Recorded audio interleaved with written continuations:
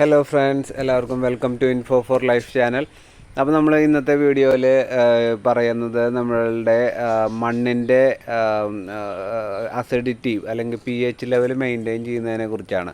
അപ്പോൾ നമ്മൾ ബാക്കി വളപ്രയോഗങ്ങളൊക്കെ ചെയ്യുന്നുണ്ട്. എല്ലാ ചെടികളും നല്ല രീതിയിൽ വളർന്നു വന്നു. ആദ്യത്തെ ലെവലിൽ നമുക്കൊരു കുറച്ച് കായൊക്കെ തന്നു കഴിയുമ്പോൾ പിന്നെ ഇതിനൊരു ആദ്യത്തെ ഒരു വളർച്ചയോ അല്ലെങ്കിൽ അതുപോലത്തെ കായ പിടുത്തമോ നമുക്ക് കിട്ടുന്നില്ല. അപ്പോൾ അതിന് ഒരു കാര്യം എന്ന് പറയുന്നത്, നമ്മൾ ഈ നൈട്രജൻ കൂടുതലുള്ള വളങ്ങൾ ഉപയോഗിച്ച് കഴിഞ്ഞാൽ പിന്നീട് കായപിടുത്തം കുറഞ്ഞു വരും. ആദ്യം ഉണ്ടായ ഒരു ഇത് പിന്നെ ഉണ്ടാവില്ല, ഈൽഡ് പിന്നെ കിട്ടില്ല. അപ്പോൾ അതിന് നമ്മൾ പിന്നെ ചെയ്യേണ്ടത്, കായപിടുത്തം നല്ല പോലെ ആയി കഴിഞ്ഞ് കഴിഞ്ഞാൽ പിന്നെ നമുക്ക് നൈട്രജൻ കണ്ടൻ്റ് ഉള്ളത്, അതായത് ഇപ്പോൾ നമ്മൾ സ്ലറിയിലൊക്കെ നമ്മൾ കൂടുതലും വരുന്നത് നൈട്രജനാണ്, യൂറിയ കണ്ടൻ്റാണ് കൂടുതലും സ്ലറിയിൽ ഉണ്ടായിരിക്കുക. അപ്പോൾ അത് കൂടാതെ നമ്മൾ ജൈവവളങ്ങൾ തന്നെ ഉപയോഗിക്കുകയാണെങ്കിൽ എല്ലുപൊടി, അതുപോലെ തന്നെ നമ്മുടെ വെണ്ണീർ, അതായത് ചാരം, അങ്ങനെയുള്ള സംഭവങ്ങളൊക്കെ നമ്മൾ മിക്സ് ചെയ്ത് കൊടുത്തു കഴിഞ്ഞ് കഴിഞ്ഞാൽ ഇതിലത്തെ ഫോസ്ഫറസിൻ്റെയും പൊട്ടാഷിൻ്റെ അളവ് കൂടുമ്പോൾ ഓട്ടോമാറ്റിക്കലി കായകളുടെ എണ്ണം കൂടും. അപ്പോൾ ഒരു പരിധി കഴിഞ്ഞ് കഴിഞ്ഞാൽ അത് നട്ട് ആദ്യത്തെ ഒരു വെജിറ്റേറ്റീവ് ഗ്രോത്ത് വന്നു കഴിഞ്ഞാൽ ചെടിക്ക് പിന്നെ നമ്മൾ ഇട്ട് കൊടുക്കേണ്ടത് കൂടുതലും പൊട്ടാഷും ഫാക്റ്റും ഫോസും കൂടുതലുള്ള വളങ്ങളാണ് നമ്മളിതിൽ മിക്സ് ചെയ്ത് കൊടുക്കേണ്ടത്. എല്ലുപൊടി ഇടയ്ക്ക് ഇട്ട് കൊടുക്കാം, അതുപോലെ ചാരം ഇട്ട് കൊടുക്കാം. ഇതൊന്നും കൂടാതെ കുറേ നമ്മൾ ജൈവ സ്ലറി ഒഴിച്ചു കൊടുക്കുമ്പോൾ നമ്മുടെ മണ്ണിൻ്റെ pH വളരെയധികം മോശപ്പെടും. അതായത് pHൽ അസിഡിറ്റി പെട്ടെന്ന് കൂടി വരും. അപ്പോൾ അസിഡിറ്റി കൂടി വന്നു കഴിയുമ്പോൾ പിന്നെ ചെടികളുടെ വേരിന് ഇതിനൊന്നും വലിച്ചെടുക്കാനുള്ള കഴിവില്ലാത്തൊരവസ്ഥ വരും. അപ്പോൾ എത്രയൊക്കെ വളം മണ്ണിലുണ്ടെന്ന് പറഞ്ഞാലും ചെടിക്കത് വലിച്ചെടുക്കാൻ പറ്റണമല്ലോ. അപ്പോൾ ഹെൽത്തി ആയിട്ടുള്ള മണ്ണിലത്തെ pH കറക്റ്റ് ആണെങ്കിൽ മാത്രമേ ചെടികൾക്ക് അത് വലിച്ചെടുക്കാൻ ഉപകാരപ്പെടുള്ളൂ.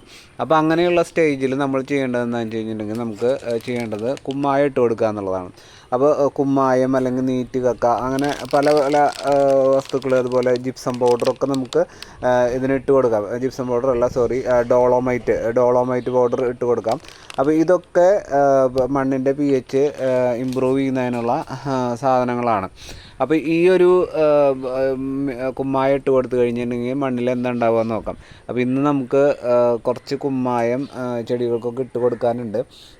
കൂടുതലായിട്ടും നമ്മുടെ ഈ വെണ്ട, അതുപോലെ തന്നെ പയർ, ഈ മുളക്, അങ്ങനെയുള്ള സാധനങ്ങൾക്കൊക്കെ ഞാൻ നോക്കുമ്പോൾ ഒരു ചെറിയൊരു വളർച്ച കുറവും അതുപോലെ കായപിടുത്തം കുറവും ഒക്കെ ചെയ്തിട്ടുണ്ടായിരുന്നു. അപ്പോൾ നമുക്ക് കുറച്ച് കുമ്മായ ഇട്ട് കൊടുക്കണം.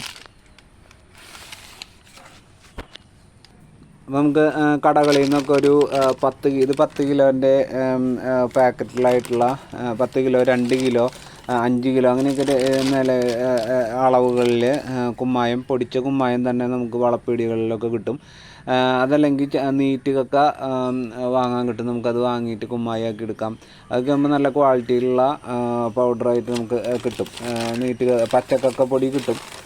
അപ്പോൾ അങ്ങനെ പല രീതിയിൽ നമുക്ക് കുമ്മായം അവൈലബിൾ ആണ് മാർക്കറ്റിൽ. അപ്പോൾ ഇതിലത്തെ കുമ്മായം ഇടുമ്പോൾ ഏറ്റവും നല്ലൊരു ഗുണം എന്താണെന്ന് വെച്ച് കഴിഞ്ഞാൽ, കുമ്മായം പെട്ടെന്ന് തന്നെ വർക്ക് ചെയ്യും. ഇപ്പോൾ ഡോളോമൈറ്റ് ആണെങ്കിലും അല്ലെങ്കിൽ പച്ചക്കക്കപ്പൊടിയൊക്കെയാണ് ഇടുന്നതെന്ന് വെച്ച് കഴിഞ്ഞിട്ടുണ്ടെങ്കിൽ കുറച്ച് സമയം എടുത്തിട്ടാണത് നമുക്കിതിലത്തെ മണ്ണിൽ ഇഴുകി ചേരുള്ളൂ. അപ്പോൾ ചിലപ്പോൾ കൂടുതൽ സമയം അത് മണ്ണിൽ നിൽക്കും. പക്ഷേ അതിൻ്റെ റിസൾട്ട് നമുക്ക് കിട്ടുമ്പോഴത്തേക്കും കുറച്ച് സമയം പിടിക്കും. ചിലപ്പോൾ ഒരു വർഷം കൊണ്ടൊക്കെ ആയിരിക്കും പച്ചക്കക്കപ്പൊടിയൊക്കെ ഇതിൽ നന്നായിട്ട് ആയി വരുന്നത്. അതേസമയം ഈ കുമ്മായ ഇട്ട് കഴിഞ്ഞ് കഴിഞ്ഞിട്ടുണ്ടെങ്കിൽ അപ്പം തന്നെ മണ്ണിലത്തെ അപ്പം തന്നെ അതിൻ്റെ ഒരു എഫക്റ്റ് നമുക്ക് ഉണ്ടായിരിക്കും. അപ്പോൾ ഇതൊന്ന് ഇട്ടതിന് ശേഷം ചെടികളുടെ കടയ്ക്ക് ജസ്റ്റ് ഒന്ന് ഇളക്കി കൊടുത്തു കഴിഞ്ഞാൽ, ചെറുതായിട്ടൊന്ന് ഇളക്കി കൊടുത്തു കഴിഞ്ഞ് കഴിഞ്ഞിട്ടുണ്ടെങ്കിൽ അത് മണ്ണിൽ നന്നായിട്ട് ഇളകി ചേരുകയും മണ്ണിൻ്റെ pH പെട്ടെന്ന് ഇമ്പ്രൂവ് ആവുകയും ചെയ്യും. അപ്പോൾ ഇതൊന്ന് ജസ്റ്റ് ഒന്ന് ഇളക്കിയതിന് ശേഷം അതിലിനി കുറച്ച് വെള്ളം ഒഴിക്കും. അപ്പോൾ വെള്ളം ഒഴിച്ച് കഴിയുമ്പോൾ ഈ ഒരു മണ്ണിൻ്റെ pH നല്ല രീതിയിൽ ഇമ്പ്രൂവ് ആവും. ഓക്കെ. അപ്പോൾ ഇങ്ങനെയാണ് മണ്ണിൻ്റെ pH പെട്ടെന്ന് തന്നെ നമുക്ക് ഇമ്പ്രൂവ് ചെയ്യാൻ പറ്റുള്ളൂ. അതല്ലാതെ വേറെ പല മാർഗങ്ങളും പലരും പരീക്ഷിക്കുന്നുണ്ട്. നീറ്റ് കക്ക ഇടുമ്പോൾ നമുക്ക് ലോങ് ടേമിൽ കിട്ടും, ഒരു വർഷം മുഴുവൻ അതിൻ്റെ ഗുണം കിട്ടുമെന്നൊക്കെയാണ് പറയുന്നത്. ഞാൻ കുമ്മായം തന്നെയാണ് കൂടുതൽ ഉപയോഗിക്കാറുള്ളത്.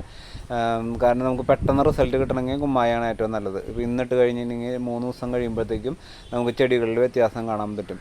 അപ്പോൾ ഞാനിതുപോലെ കുറച്ച് മുമ്പ് ഇട്ട വെണ്ട കണ്ടോ, ഇവിടെയൊക്കെ കുറച്ച് വെണ്ട ഉണ്ടായി കഴിഞ്ഞതിന് ശേഷം പിന്നെ ഇത്തിരി ഒരു സ്ലോ ആയിട്ട് നിൽക്കുമായിരുന്നു. ഇപ്പോൾ കുമ്മായിട്ട് ഒരാഴ്ചയായി കഴിഞ്ഞപ്പോഴത്തേക്കും എന്താ കണ്ടോ, നല്ല പോലെ പൂവിട്ട് വീണ്ടും കായൊക്കെ പിടിച്ച് വരുന്നുണ്ട്.